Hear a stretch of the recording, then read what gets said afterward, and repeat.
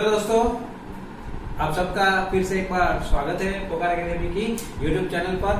आज बात कर रहे हैं स्लैब डिजाइन में लेक्चर नंबर 2, जो लेक्चर सीरीज स्टार्ट हो चुकी है स्लैब डिजाइन के लिए। उनमें लेक्चर नंबर 2 फर्स्ट लेक्चर में वन वे स्लैब डिजाइन का एक एग्जाम्पल लिया था, जो हर बार यूनिवर्सिटी के एग्जाम में पूछते ही है। और आज जो बात करने वाले हैं that is for the two way slab. वहां पे हमने बात की थी तीनों टाइप के स्लैब के लिए, एक या तो वन वे हो सकता है या टू वे हो सकता है या तो आपका कंटिन्यूअस हो सकता है। तो थर्ड लेक्चर में हम वहां पे जाएंगे। उससे पहले आपको ये पता होना चाहिए कि टू वे स्लैब में टोटल कंसीडरेशन क्या करनी है for the exam purpose also and for the, आपको अगर फील्ड में जा रहे हो तो क्या क्या आपको पता होने हैं। नंबर 1, टू वे में आपको एक या तो सिंपल सपोर्ट हो सकता है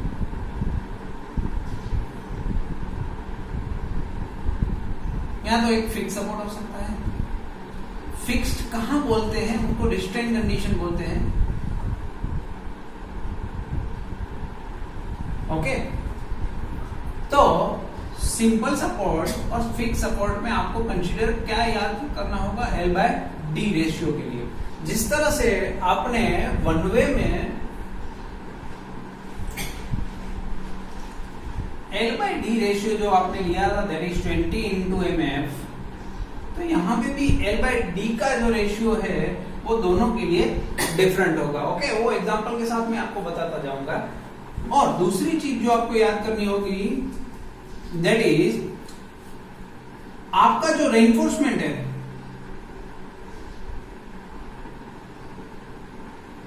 वो X and along the Y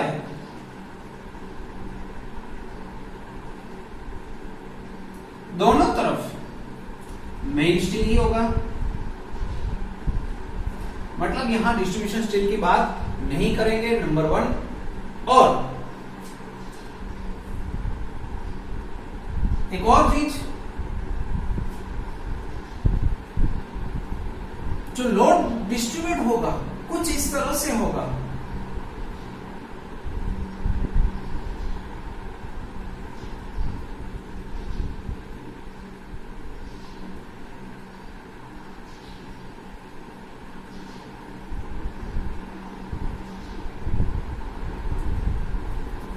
अब यहां क्या हो रहा है, इस बीम पर भी लोड है, इस बीम पर भी लोड है, इस बीम पर भी है, इस बीम पर भी है। और ये जो एक अगर पूरा स्क्वायर होता तो ये पूरा आपका रेक्टेंगुलर कंप्लीटली बीम यहां तक आपको लोड, ये पूरा जो है ट्रायंगल, उनका जो लोड होगा वो इस बीम पर होगा। ये पूरे ट्रायंगल का लोड इस बीम पर होगा। यहाँ पे triangular load this type of this beam, and यहाँ जो बीम होगा वहां पे यहाँ से लोड आने वाला है। इसीलिए जो मेन स्टील होगा वो दोनों तरफ होगा। और दूसरी जो L/LX की बात थी वो लेस देन 2 होना चाहिए। Okay, for the two way condition. तो पहले इतनी बात आपको पता होनी चाहिए। अब मैं बात करता हूँ सिंपली सपोर्ट के लिए क्या हो सकता है, फिक्स बीम या तो रिस्ट्रेन कंडीशन के लिए क्या हो सकता है, और एग्जाम में इनको किस तरह से आपको पूछते हैं और उनको L/D रेशियो कहां से आपको लेना होता है। तो अब हम बात करेंगे कोडल प्रोविजन की, that is actually required for the L/D ratio. Okay, जो डिफ्लेक्शन क्राइटेरिया से हम डेप्थ जिस तरह से फाइंड करते थे वन वे स्लैब में, यहां पे भी वही तरह से पेज नंबर 37 में पहले जो दिया है वही क्राइटेरिया हमें यूज करना है। For the simply supported it is LY/D, sorry LX/D equal to 20 into multiplication factor that we calculated in first example, that is for the one way slab। But यहां एक और चीज आपको याद करनी है, और वो है अगर आपकी लेंथ, याद रखिएगा, अगर आपकी लेंथ 3.5 मीटर से और LX क्या है, शॉर्टर स्पन,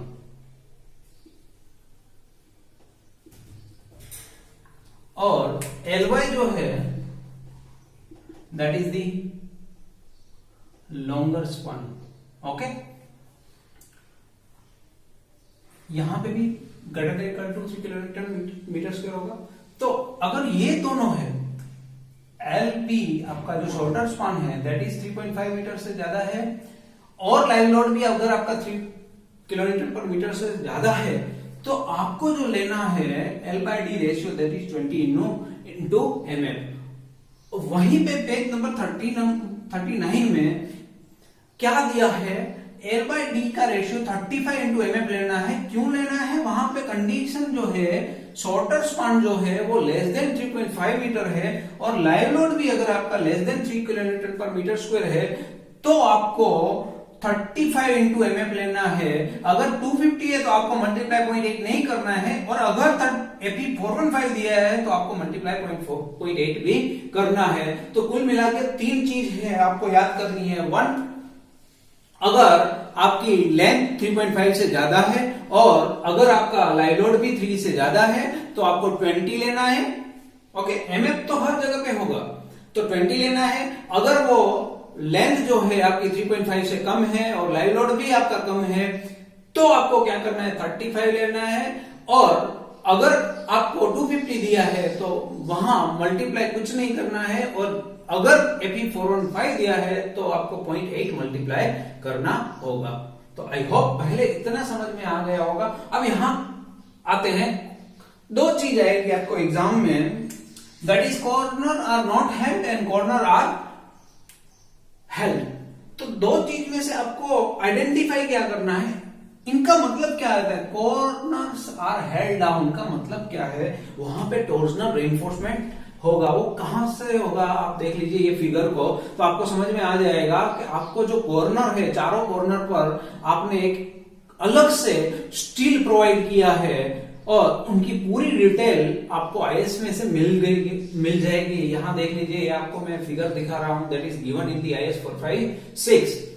और उनके लिए कोर्टल प्रोविजन जो आपको यूज करने हैं फॉर द मोमेंट कंडीशन, वो आपको क्लॉज नंबर D.1 से, देख लीजिए D.1 में क्या दिया है, वहां से फाइंड करना है। अगर वो एग्जाम में आपको पूछता है corner are not held down, तो आपको करना क्या है, एज पर दी क्लॉज D.2 से आपको डिजाइन करनी होगी। तो डिफरेंस इतना ही है, alpha X and alpha Y की वैल्यू आपको डिफरेंट तरीके से मिलेगी। अगर क्लॉज नंबर D.1 से आपको फाइंड करना है, तो आपकी कंडीशन होनी चाहिए corner are held down, and corner are not held के लिए D.2 से आपको कैलकुलेट करना है। आई होप तो पहले आपको ये समझ में आ गया होगा। अब हम स्टार्ट करते हैं कुछ एग्जाम्पल्स जो एग्जाम में आने की संभावना ज्यादा हो सकती है, उनके लिए बात करते हैं।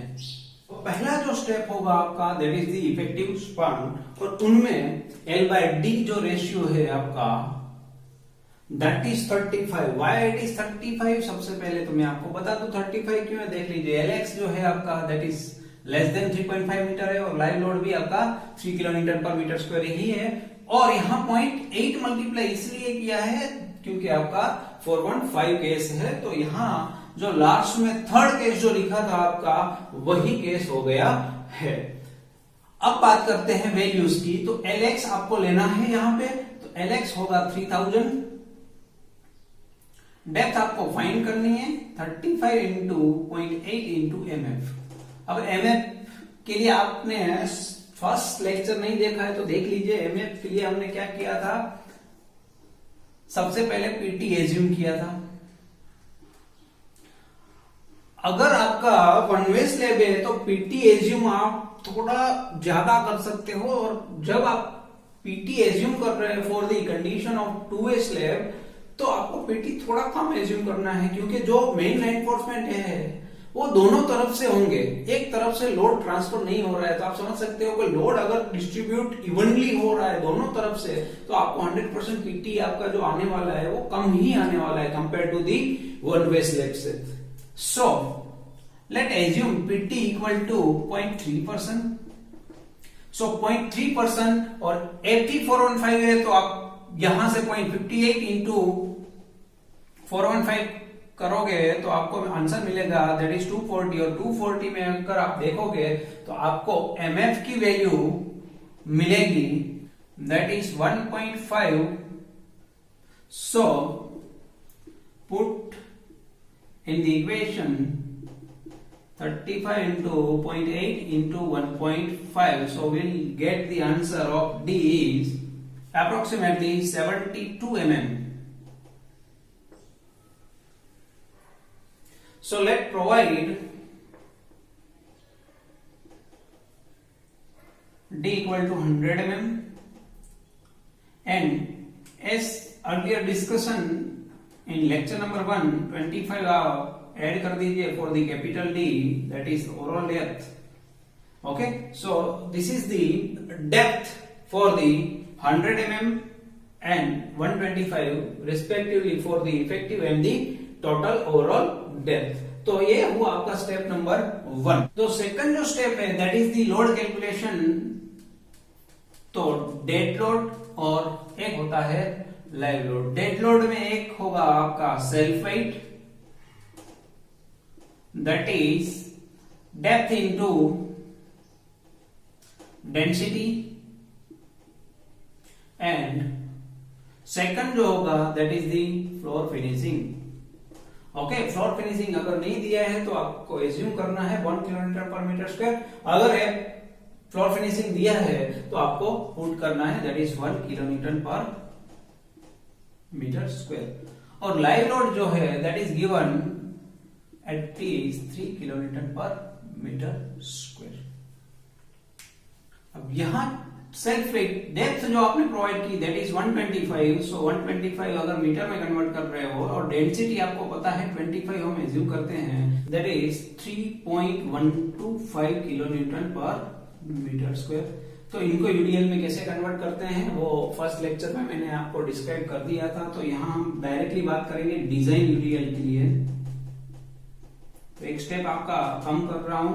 डिजाइन के लिए आपको 1.5 सेफ्टी फैक्टर से मल्टीप्लाई करना था और तीनों का आपको समेशन करना है that is 1 plus 3.125 plus 3.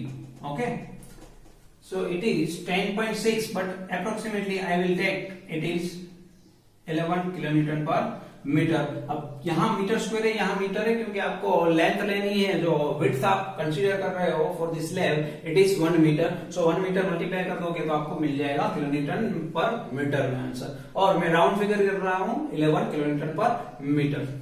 Third step is effective span. Effective span में आपके लिए दो ऑप्शन थे.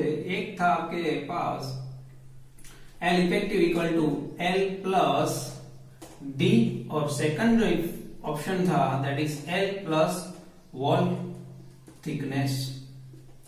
तो एल जो है दैट इज 3000 और थिकनेस जो आपने प्रोवाइड की है that is 100 mm. So it is 3100 mm and here it is 3000 plus wall thickness आपको 3000 दी है.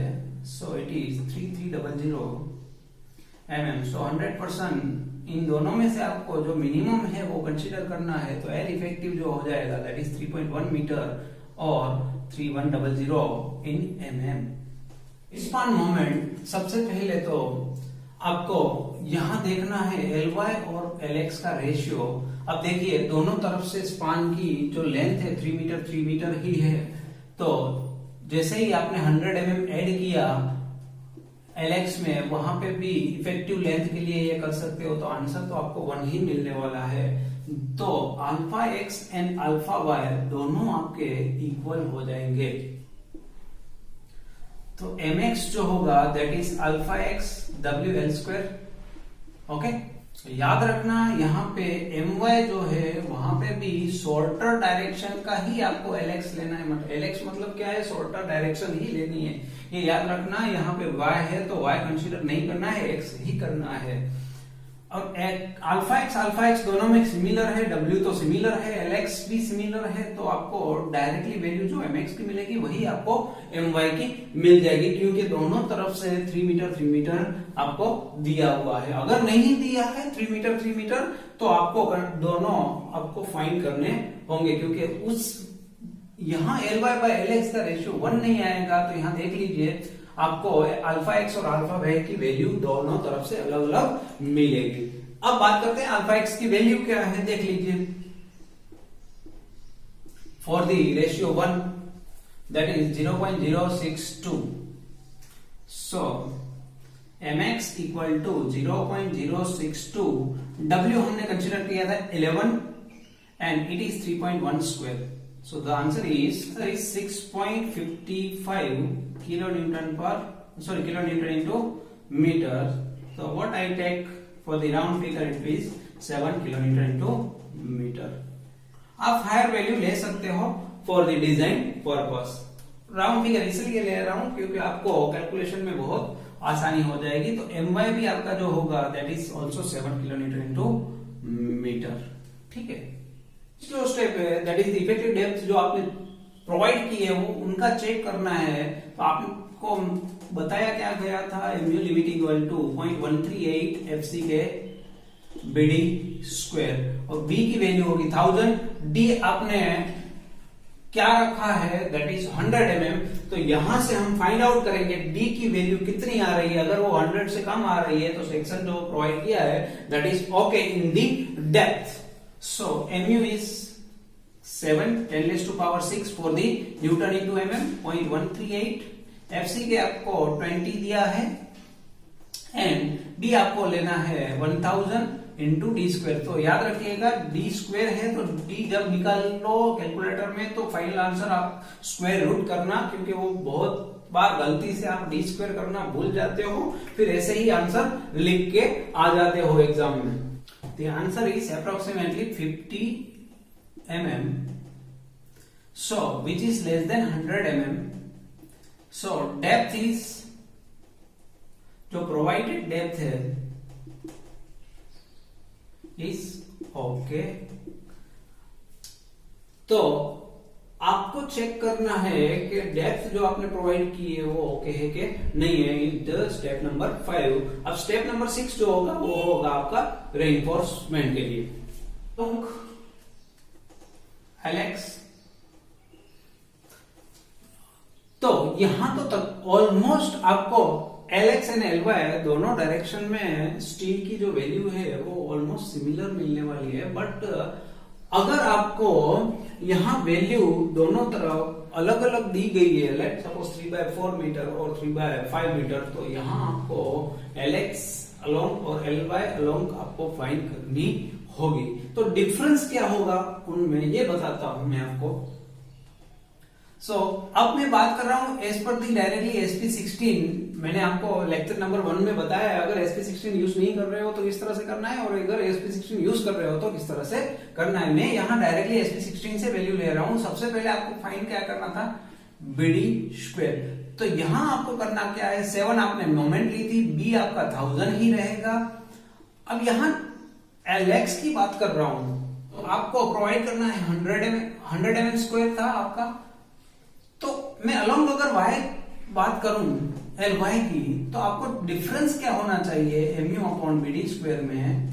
यहां आपको 1000 इंटू यहां 90 स्क्वायर करना होगा. क्यों करना होगा, क्योंकि देखो अगर 100 है आपकी effective depth for the along the Alex, तो अलोंग एलवाई जो होगी वो रेनफोर्समेंट कुछ इस तरह से होंगे. तो अब इनके लिए डेप्थ होगी जो dy, सपोज उनको नाम दे रहा हूं मैं, तो dy जो होगी उनमें आपको यहां होगी आपकी dx, this is your dx. तो लेट सपोज हम 10 mm का बार प्रोवाइड कर रहे हैं तो ये जो दोनों का डिफरेंस होगा that is the 10 mm. Let suppose हम एज्यूम कर रहे हैं 10 mm और 100% नहीं है कि 10 mm यूज करेंगे, वो तो बात की बात है. जब हम फाइंड आउट करेंगे नंबर ऑफ रेनफोर्समेंट और स्पेसिंग के लिए तभी हम डिसाइड करेंगे. But in general case it is 10 mm, so just minus कर दिया वहां पे 10 mm. ओके, तो ये चीज आपको याद करनी होगी. और दूसरी चीज mu यहां दोनों तरफ से 7 ही है, बट अगर यहां स्पान अलग अलग हो सकते हैं तो ये वैल्यू भी आपकी चेंज हो सकती है. ठीक है, चलो यहां 10⁻⁶ कर दीजिए for the Newton into mm condition. तो इट इज अप्रोक्सीमेटली 0.7. PT आपको जो मिलेगा दैट इज अप्रोक्सीमेटली 0.2%. और इनकी जो वैल्यू आ रही है that is approximately 0.86, that is 0.24%. तो ये मैं वैल्यू कहां से ले रहा हूं, आप प्लीज चेक कर लीजिए। लेक्चर नंबर 1 में पूरा डिटेल में समझाया है आपको किस तरह से आपको 0.2 और 0.24 आ रहा है डायरेक्टली वैल्यू इस तरह की कंडीशन से। तो अब आपको पीटी मिल चुका है 0.2 एंड 0.24, बट मिनिमम आपको बोला गया था पिछले लेक्चर में भी 0.12% होते हैं।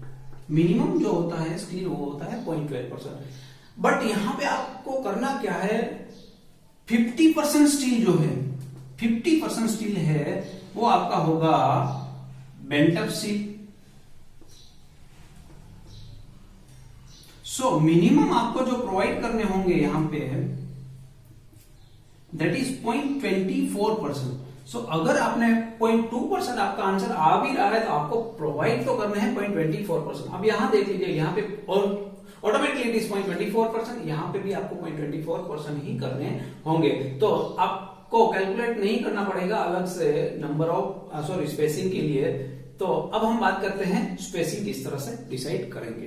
तो स्पेसिंग के लिए पहले आप अलोंग, अब यहां मैं डायरेक्टली बात करूंगा अलोंग एक्स एंड वाई दोनों के लिए, क्योंकि यहां आपने देख लिया 0.24% ही चाहिए हमें। तो अलोंग LX एंड LY दोनों तरफ से सेम ही होंगे। तो पहले फाइंड कर लेता हूं AST। AST क्या होगा, PT upon 100 into B into D। But minimum जब भी आप प्रोवाइड कर रहे हो तो आपको कैपिटल D ही प्रोवाइड करना है। PT जो आपका था that is 0.24 divide by 100 into B जो था 1000 एंड D जो आपने प्रोवाइड किया है that is 125। So the answer is 300 mm square. So आपको प्रोवाइड करने हैं 300 mm square for metre of length. अब SP16 का यूज करके आप डायरेक्टली कैसे स्पेसिंग फाइंड कर सकते हैं वो भी मैं आपको बता रहा हूं। यहाँ पे पहले लेक्चर में मैंने आपको SP16 नहीं है तो किस तरह से फाइंड आउट करते हैं वो बताया था। आज मैं बता रहा हूं अगर SP16 अलाउड है आपको तो किस हिसाब से आपको डायरेक्टली AST से स्पेसिंग फाइंड कर सकते हो। 1906 में आपको एक तरफ है आपका एरिया, यहां पे है आपकी स्टील ग्रेड। तो 415 स्टील ग्रेड में देखिए, और लेट मैं एज्यूम कर रहा हूं डाया जो है दैट इज 8 mm। तो अब आपको करना क्या है, फाइंड आउट करना है। यहां देख लीजिए जो आपको नंबर्स दिए हैं, एरिया जो दिया है it is in centimetre square. So यहां सबसे पहले आपको सेंटीमीटर में कन्वर्ट करोगे तो divide by 100 that is the 3 centimetre square. तो 3 के अराउंड वैल्यू आपको फाइंड करनी है, 3 से ज्यादा हो सकती है वो। तो यहां देख लीजिए 3.02 मिल रही है मुझे, that is spacing is 160 mm। 16 it is in centimeter, so 160 is in the mm. So provide 8 mm 5 at the rate 160 mm center to center on along both sides। Okay तो अलोंग बोथ साइड मतलब आपको दोनों तरफ से 160 mm का spacing और 8 mm का आपको प्रोवाइड करना है। तो आपको कैलकुलेशन बहुत कम हो गया होगा अगर आपको SP16 अलाउड है। तो अगर SP16 अलाउड नहीं है तो पहले लेक्चर 1 में देख लीजिए, PT के बाद का जो स्टेप है वो सेम ही रहेगा अगर SP16 अलाउड नहीं है। तो लास्ट में आपको करना है क्रैक चेक। तो क्रैक चेक के लिए मैंने लेक्चर नंबर 1 में दिखा दिया है आपको किस तरह से करना है। मेन स्टील ही है, यहाँ पे देख लीजिए 3 क्राइटेरिया थे। 1 is 300 कहां से ले रहा हूं मैं वो भी आपको वहां दिखा दिया है, 3D और लेट प्रोवाइडेड। तो इन तीनों में से जो भी मिनिमम है वही आपको चूज करना है। तो यहाँ देख लीजिए 160 ही मिनिमम होगा, तो वो ऑलरेडी हमने चूज कर लिया है। तो और कोई भी क्रैक के अलावा चेक करने की रिक्वायर्ड नहीं होगी एग्जाम के लिए, ठीक है। तो आई होप कि इतना आपको समझ में आ गया होगा। और लास्ट में यहाँ जो फिगर दिखाई है उस तरह से आपको फिगर 100% दिखानी होगी एग्जामिनर को सामने। अगर वो फिगर नहीं है तो आपको पूरे मार्क्स नहीं मिलेंगे। तो देख लीजिए किस हिसाब से आपको प्रोवाइड करनी है फिगर इन द एग्जाम। और अगर कोई डाउट है, सेकंड एग्जाम्पल चाहते हो कि कोई एग्जाम्पल जो हो आपके पास डिफिकल्टी में, तो वो आप मुझे सेंड कर सकते हो थ्रू दी व्हाट्सएप। नंबर है 8140659602। तो यहाँ व्हाट्सएप कर दीजिएगा तो मैं उन पर भी एक वीडियो एक अलग से बना दूंगा। बट जो मेरा एक एम था कि आपको स्लैब डिजाइन में 2A स्लैब किस हिसाब से कैलकुलेट करना है इन दी एग्जाम, और उनमें भी SP16 अलाउड है तो भी किस तरह से करना है, नहीं अलाउड है तो किस तरह से करना है। और तीन जो पहली कंडीशन मैंने आपको दिखाई L/D रेशियो की, वो आपको 100% याद करनी होगी, क्योंकि वहां अगर गलती कर दी तो एग्जामिनर आपको समझेगा नहीं, फिर आपने क्या किया है कुछ फर्क नहीं पड़ने वाला अगर वहां गलती कर दी है तो आई होप के पहले वो समझ लीजिएगा, एक बार स्क्रीनशॉट ले लीजिए उनका, ऐसा हो तो, और याद कर लीजिएगा उनको। लाइव लोड और लेंथ दोनों आपको देखनी होगी, उसी हिसाब से ही आपको कंसीडरेशन करनी होगी L/D रेशियो की, क्योंकि मोस्टली एग्जाम के टाइम पे हम वो भूल करते हैं, हमने देखा हुआ है, इसीलिए मैं ये रिपीटेड आपको बता रहा हूं वही चीज। सो आई होप के आप एंजॉय कर रहे होंगे। Lecture number 1 and lecture number 2 दोनों आपने देखे होंगे, तो अगर अच्छा लगा है तो आप प्लीज शेयर कर दीजिएगा अपने फ्रेंड्स के साथ और लाइक करते रहिएगा। तो और ऐसे क्वेश्चन लेक्चर लेते रहेंगे, और थर्ड लेक्चर में हम ट्राई करेंगे कंटिन्यूस स्लैब के लिए। तो अगर चैनल को सब्सक्राइब नहीं किया है तो पहले सब्सक्राइब कर लीजिएगा। Thank you so much. Please channel को सब्सक्राइब करें और बेल आइकन को प्रेस करें ताकि नए वीडियो की नोटिफिकेशन आपको मिलती रहे।